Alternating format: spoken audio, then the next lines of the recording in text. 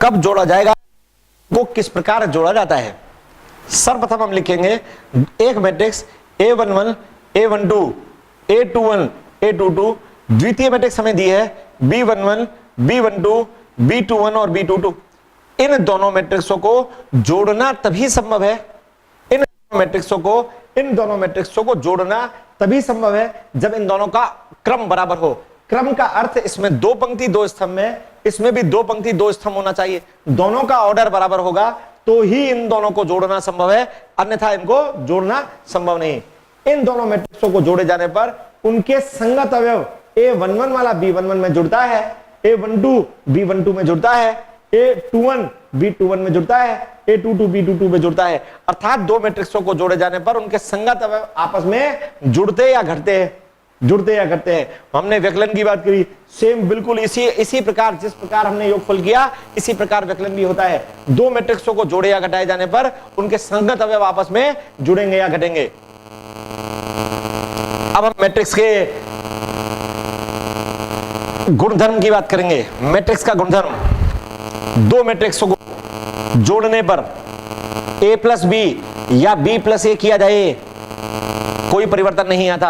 अर्थात first property की बात करें तो दो मैट्रिक्सों को जोड़े जाने पर यह मैट्रिक्स योगफल क्रम विनिमय गुणधर्म का पालन करता है, इसलिए हमने यहां पर लिखा है मैट्रिक्सों का योगफल क्रम विनिमय गुणधर्म का पालन करता है। दूसरे गुणधर्म की बात करें तो दो मैट्रिक्सों का जोड़ा जाना साचार्य गुणधर्म का पालन करता है, और चूंकि शून्य मैट्रिक्स को किसी भी मैट्रिक्स में जोड़े जाने पर उसका मान अपरिवर्तित रहता है, इसीलिए शून्य मैट्रिक्स को हम योज्य तत्समक अवयव, योगफल का तत्समक अवयव कहते हैं, क्योंकि शून्य मैट्रिक्स किसी भी मैट्रिक्स के बाईं ओर और दाईं ओर जोड़े जाने पर उसका मान को परिवर्तन नहीं कर पाती।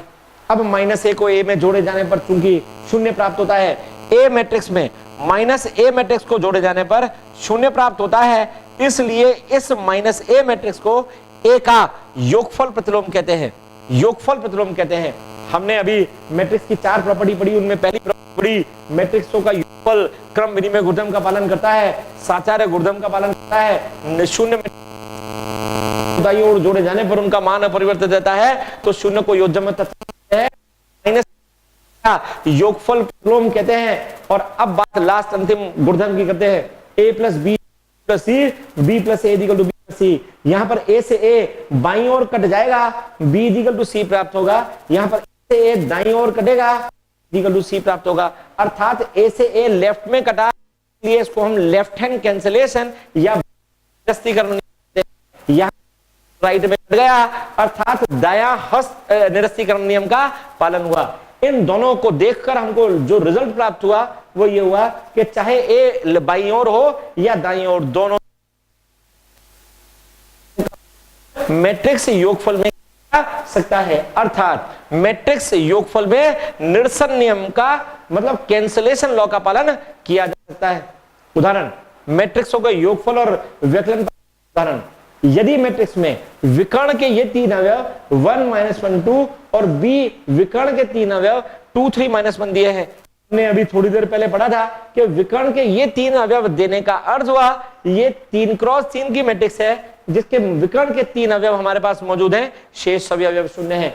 अर्थात ए मैट्रिक्स में विकर्ण के तीन अवयवों को 1 -1 2 लिखेंगे, शेष सभी अवयवों को शून्य लिखेंगे। द्वितीय मैट्रिक्स बी में विकर्ण के तीन अवयव 2 3 -1 दिए हैं, बाकी शेष अवयव शून्य है। ए मैट्रिक्स हमको दी है, बी मैट्रिक्स दी है, हम दोनों को, इन दोनों को हमें जोड़ना है। इन दोनों को जोड़े जाने पर इनके संगत अवयव आपस में जुड़ेंगे। अर्थात 1 + 2 को हमने 3 लिखा, 0 + 0 को हमने 0 लिखा, 0 + 0 को हमने 0 लिखा। अर्थात इन दोनों मैट्रिक्सों के संगत अवयवों को जोड़ने के बाद इनके विकर्ण के अवयव, जो मैट्रिक्स हमारे पास प्राप्त हुई वो विकर्ण मैट्रिक्स है। विकर्ण मैट्रिक्स को लिखने का एक तरीका ये और एक तरीका ये भी है, मतलब ये विकर्ण के अवयवों को हम 11 9 2 इस प्रकार से भी लिख सकते हैं। यदि बार बार मतलब ये आ गया 3a। अब जो हमें इस क्वेश्चन में दूसरा प्रश्न पूछा गया 3a + 4b। 3a सर्वप्रथम जो मैट्रिक्स a हमको क्वेश्चन में दी है उसके सभी अवयवों को 3 से गुणा कर हमारे पास 3a प्राप्त हुआ। 4b का अर्थ है उस मैट्रिक्स b के सभी अवयवों को 4 से गुणा कर हमारे पास ये 4b प्राप्त हुआ। हमने 3a और 4b निकालने के बाद इन दोनों को जोड़ेंगे। इन दोनों को जोड़ने पर इनके संगत अवयव आपस में जुड़ेंगे। 8 + 3 ये हुआ 11, 0 + 0 0, अर्थात इन दोनों को जोड़े जाने पर पुनः विकर्ण मैट्रिक्स प्राप्त हुई, जिसे 11 9 2 ऐसे या इस प्रकार भी लिखा जा सकता है।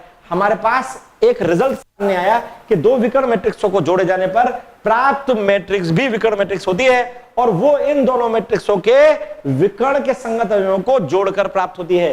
अर्थात 3 और 8 को जोड़ने पर 11 आता है, -3 और 12 को जोड़ने पर 9 आता है, 6 और -4 को जोड़े जाने पर 2 प्राप्त होता है। हमने यहां पर जो निष्कर्ष निकाला वो ये है कि दो विकर्ण मैट्रिक्सों को जोड़े जाने पर विकर्ण मैट्रिक्स प्राप्त होगी, और वो जो प्राप्त रिजल्टेंट मैट्रिक्स है, परिणामी मैट्रिक्स है, वो उन दोनों के विकर्ण के अवयवों को जोड़कर प्राप्त होती है। अब हम उदाहरण 2 की बात करेंगे। उदाहरण 2 में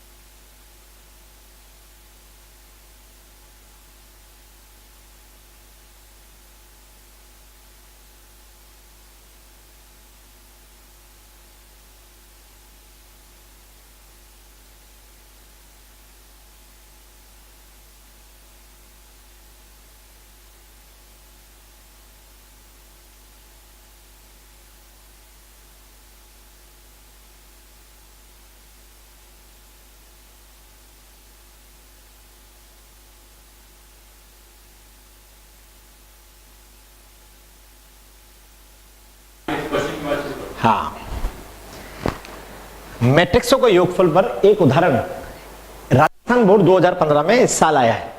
2a + b का मान 3 1 2 4 दिया है, b का मान -1 -5 0 और 2 दिया है। हमें b का मान यहां रखकर a का मान प्राप्त करना है।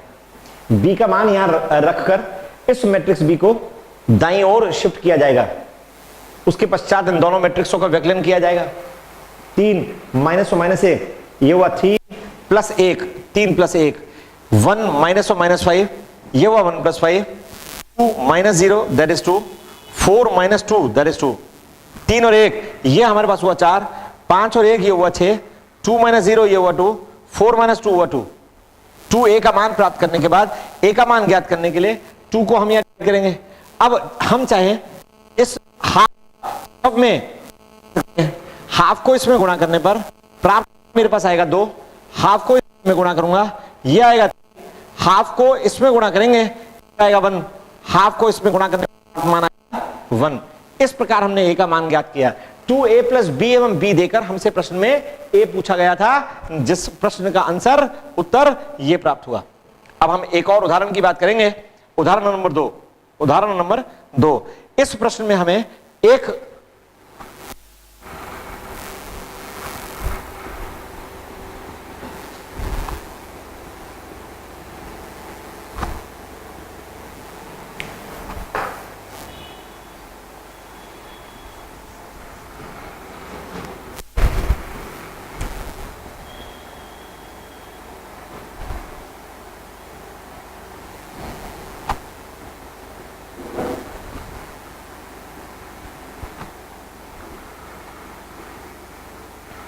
ये प्रश्न सीबीएसई 2012 में दिया है। इसमें हमें x का मान ज्ञात करना है। इस प्रश्न में x + y का मान ज्ञात करने के लिए सर्वप्रथम 2 का सब में गुणा किया जाएगा। 2 का सब में गुणा करने पर प्राप्त मान आएगा, ये आएगा 10, ये आएगा 14, ये आएगा 2y - 2 प्लस ये आएगा 3 - 4 1 और 2 इज इक्वल टू ये आएगा 7 6 और ये आएगा 15 और 14। अब इन दोनों मैट्रिक्सों को जोड़ा जाएगा।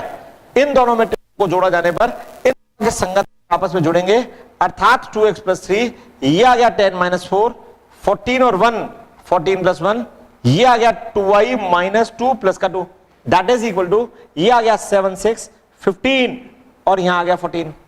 अब हम 2x प्लस 3 लिखेंगे, यहां पर 6 लिखेंगे, यहां पर 15 लिखेंगे, यहां पर सिर्फ 2y लिखेंगे और आ गया 7, 6, 15 और 14। संगत अवयवों की तुलना कर x और y का मान ज्ञात करेंगे। 2x plus 3 is equal to 7 प्रश्न में दिया है। 2x का मान ज्ञात करने के लिए 3 को उधर शिफ्ट करेंगे, 2x बराबर आएगा 4, x बराबर आएगा 2। इसी प्रकार y का मान ज्ञात करने के लिए 2y is equal to 14, y is equal to आएगा 7, यहां पर x बराबर 2, y बराबर 7। इस बार 2012 सीबीएसई 2012 में पूछा गया प्रश्न है। इसके अनुरूप हमारे पास और प्रश्न बोर्ड में IIT आए हुए और प्रश्न मौजूद हैं। अब उदाहरण नंबर 3 की बात करेंगे। उदाहरण नंबर 3, यहां पर ट्वाइस, ये आ गया 3, 4, यहां 5 और x और प्लस यह है 1y और 0 और 1 इज इक्वल टू, ये है 7, 0, 10 और 5। यहां हमें x और y का मान ज्ञात करना है। Find x minus y, x और माइनस y का मान ज्ञात करना है। यह प्रश्न सीबीएसई 2014 में दिया है।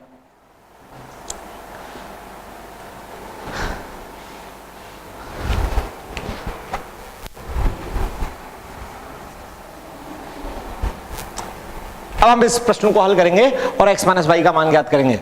सर्वप्रथम 2 को इन सबसे गुणा किया जाएगा। 3 दूना 6, 4 दूना 8, 5 दूना 10, इससे करेंगे 2x, ये आ गया 1y 0 1 इज इक्वल टू 7 0 10 और 5। यहां 6 प्लस 1, इन दोनों के संगत अवयव जोड़े जाने पर 7, 8 प्लस y, ये आ गया 10, ये आ गया 2x plus 1 is equal to, आपके पास आ गया 7 0 10 और 5। अब इन दोनों की तुलना करेंगे। 8 प्लस y बराबर 0 रखेंगे। y का मान मेरे पास -8 आएगा। अब इस 2x प्लस 1 बराबर 5, x बराबर, यहां से x का मान ज्ञात करने के लिए 1 को उधर ले जाकर x का मान 4 आएगा। x और y के हमने दोनों मान प्राप्त कर लिए। हमसे प्रश्न में x और y के मान के अतिरिक्त x माइनस y का मान पूछा गया है। इस x माइनस y का मान ज्ञात करने के लिए x का मान प्रश्न में 4 है और y का मान -8 है। माइनस इंटू माइनस ये हो जाएगा प्लस। कुल मिलाकर हमारे पास x plus x minus y का मान 12 प्राप्त हुआ। यह सीबीएसई 2014 में पूछा गया प्रश्न है। इस मैट्रिक्स योगफल और पर आधारित एक और अन्य उदाहरण करेंगे। उदाहरण नंबर 3, उदाहरण number 4, cos theta minus sin theta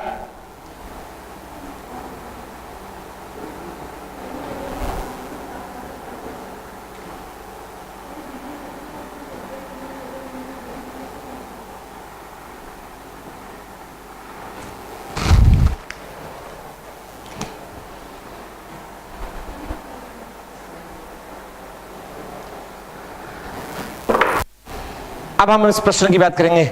यह प्रश्न भी सीबीएसई 2012 में पूछा गया है।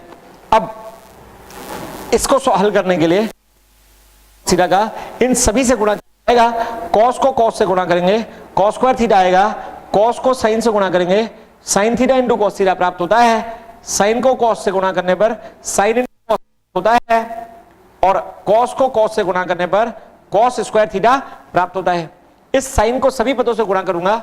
साइन को साइन से गुणा करने पर साइन स्क्वायर थीटा प्राप्त होता है। इसको इससे गुणा करने पर minus sine theta cos theta प्राप्त होता है। इसको इससे गुणा करने पर साइन थीटा कॉस थीटा प्राप्त होता है। साइन को इस साइन से गुणा करने पर साइन स्क्वायर थीटा प्राप्त होता है। इन दोनों मैट्रिक्सों को जोड़ा जाना है, जोड़ना है, इन दोनों का योगफल प्राप्त करना है। तो इनके संगत अवयवों को जोड़े जाने पर सर्वप्रथम प्रथम अवयव cos square theta plus sine square theta प्राप्त होगा। उसके पश्चात sine theta cos theta minus sine theta cos theta आता है। इन दोनों को जोड़े जाने पर ये आपके पास आएगा साइन थीटा, क्वेश्चन ही गलत आ गया सारा मेरे पास। अब इन दोनों को जोड़े जाने पर minus sine theta cos theta plus sine theta cos theta प्राप्त होता है। इन दोनों को आपस में जोड़ेंगे तो आएगा cos square theta plus sine square theta. अब cos square theta plus sin square theta हमें पता है 1 के तुल्य होता है, ये दोनों आपस में कैंसिल हो जाएंगे, प्राप्त मान 0 आएगा, ये दोनों भी आपस में कैंसिल हो जाएंगे, प्राप्त मान 0 आएगा और यहां पर प्राप्त मान 1 आता है। ये सीबीएसई 2012 में आया प्रश्न है। हम राजस्थान बोर्ड में आए हुए एक और प्रश्न की बात करेंगे, उदाहरण नंबर 5। हमें अब की बार प्रश्न में a प्लस बी का मान दिया है और a माइनस बी का मान भी दिया है। a प्लस बी का मान जो प्रश्न में दिया है वो है 5, 2, 0 और 9, और दूसरे में a माइनस बी का मान दिया है -3, -x और 4 और -1। ये आरबीएसई 2014 में आया प्रश्न है। अब हम बात करेंगे इन दोनों को हल कर हमें मैट्रिक्स ए और बी का मान ज्ञात करना है। इन दोनों मैट्रिक्सों से ए और बी का हल मान ज्ञात करने के लिए सर्वप्रथम हम इन दिए गए दोनों मैट्रिक्सों को जोड़ेंगे। इनको जोड़ने का तरीका रहेगा बाईं ओर और बाईं ओर के दोनों अवयवों को जोड़ा जाएगा और जो राइट साइड में जो दोनों सारणिक दिए उन दोनों को भी जोड़ेंगे। 5, 2, 0, 9 प्रथम मैट्रिक्स का मान है, -3, -6 और 4, -1 द्वितीय सारणिक का मान है। इन दोनों को जोड़ने पर b से b कैंसिल हो जाता है, 2a का मान प्राप्त होता है। इन दोनों के संगत अवयव जोड़ूंगा, आ जाएगा 5 - 3, फिर आएगा 2 - 6, 0 + 4, 9 - 1। अब प्राप्त रिजल्ट जो मेरे पास आ गया 5 - 3 2 आ गया, 2 - 6 -4 आ गया, ये मेरे पास 4 आ गया, ये मेरे पास 8 आ गया। प्राप्त मान मेरे पास 2a का मान प्राप्त हुआ। अब इसके द्वारा हमें a का मान ज्ञात करना है। इस 2a से a का मान ज्ञात करने के लिए सबसे पहले हम 2 का डिवाइड करेंगे। इस 2 का डिवाइड करने के बाद ये प्राप्त होता है। अब ये बात पता है जब भी किसी मैट्रिक्स को अशून्य अवयव k से गुणा किया जाएगा तो ये अशून्य अवयव k इन सभी अवयवों से गुणा होगा। जब इस हाफ को 2 से गुणा करूंगा प्राप्त मान 1 आएगा। हाफ को इस -4 से गुणा किए जाने पर प्राप्त मान मेरे पास -2 प्राप्त होता है, और इस हाफ को 4 से गुणा करने पर प्राप्त मान 2 आता है। इसको 1/2 को 8 से गुणा करने पर प्राप्त मान 4 आता है। अर्थात इन दोनों मैट्रिक्सों को हल कर सर्वप्रथम a का मान मेरे पास ये आ गया। अब हमें b का मान भी ज्ञात करना है। b का मान ज्ञात करने के लिए चूंकि प्रश्न में हमको a प्लस b का मान प्रश्न में दिया है, ये है 5, 2, 0 और 9। अब b का मान ज्ञात करने के लिए a का मान उठाकर यहां पर प्रतिस्थापित किया जाएगा। a का मान मैंने जो प्राप्त किया वो है 1 - 2, 2 और 4, 2 और 4, और b का मान हमें ज्ञात करना है। और राइट हैंड साइड की मैट्रिक्स 5, 2, 0, 9 प्रश्न में दी है। अब हम b का मान ज्ञात करेंगे। 5, 2, 0 और 9 -1 - 2, 2 और 4। इस प्रकार अब हम b का मान ज्ञात करेंगे। इन दोनों मैट्रिक्सों का व्यकलन कैसे किया जाएगा? संगत अवयवों को घटाएंगे। 5 - 1, 5 - 1, 2 में से इस -2 को घटाएंगे, इसको 2 -× +2 लिखेंगे। साथ में अब 0, 0 - 2 लिखेंगे, 9 - 4 लिखेंगे। प्राप्त b का जो मान आएगा वो आएगा 4, ये आएगा 4, ये आएगा -2 और ये आएगा 5। तो प्राप्त b प्राप्त हुआ। हमने इन दिए गए दोनों समीकरणों को हल कर a और b का मान ज्ञात कर लिया। अब एक बार बंद कर दें। अब हम मैट्रिक्स का अदिश से गुणनफल